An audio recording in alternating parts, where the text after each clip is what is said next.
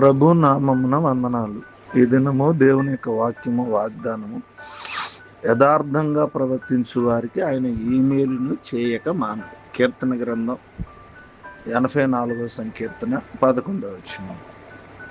ప్రియమైన దేవుని బిడ్డలారా, నేటి ఈ వాక్యము యెహోవా దేవుని యొక్క కృప, ఏ విధంగా దేవుడు మనకు మేలు చేస్తాడు, ఎవరైతే తమ జీవితంలో నిజాయితీగా, నీతిగా మరియు పవిత్రమైన హృదయముతో దేవుని మార్గంలో నడుస్తారో వారికి దేవుడు ఏ మంచి విషయాన్ని కూడా దూరం చేయడని, సమస్త మేలును అనుగ్రహిస్తాడని ఈ వాక్యం ద్వారా స్పష్టమవుతుంది. ఈ వాక్య ప్రకారం ప్రభు మనల్ని తన మేలుతో నింపుతాడు. ఆయన ఎదుట మనం యథార్థంగా నడుచుకున్నప్పుడు ఆయన మనకు ఏ మేలు చేయక మానడు. కనుకనే మనం ప్రభువునందు ఆనందించాలి, నిందారహితంగాను మరియు యథార్థంగాను ఉండాలి. ఎప్పుడైతే మనం యథార్థంగా ఉండగలుగుతామో దేవుడు మనకేం చేస్తాడంటే కార్యము చేస్తాడు. తగిన సమయంలో ప్రభు మనల్ని హెచ్చిస్తాడు. ఎన్నో పరీక్షలు వస్తాయి, ఎన్నో కష్టాలు ఎదుర్కోవాలి, ఎన్నో శ్రమలు ఎదుర్కోవాలి. అలాంటి పరిస్థితుల్లో మనం యథార్థతను కాపాడుకుని, విశ్వాసం కాపాడుకున్నప్పుడు, ఆయన మాటలకు విధేయత చూపించినప్పుడు దేవుడు మనల్ని విడిచిపెట్టడు.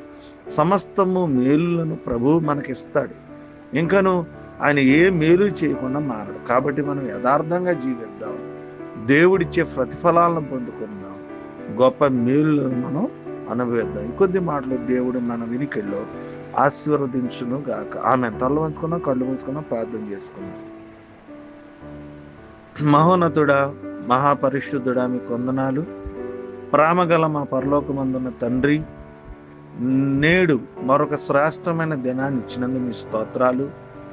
మరొక దినాన్ని మా జీవితానికి అనుగ్రహించినందుకు మీ స్తోత్రాలు. నేటి వాగ్దానం ద్వారా మాతో మాట్లాడినందుకే వందనాలు. ప్రభా, మేము నిందారహితంగాను నైనా మేము జీవించలాగున సహాయం దయచేయండి. మా జీవితంలో అద్భుతాలు అనుగ్రహించండి. మేము అనేక శ్రమలు, కష్టాలు ఎదుర్కొన్నప్పుడు మేము అందరికీ మేలు చేసే విధంగా జీవించే కృప దయచేయండి. మాకు తగిన ప్రతిఫలం దయచేయండి.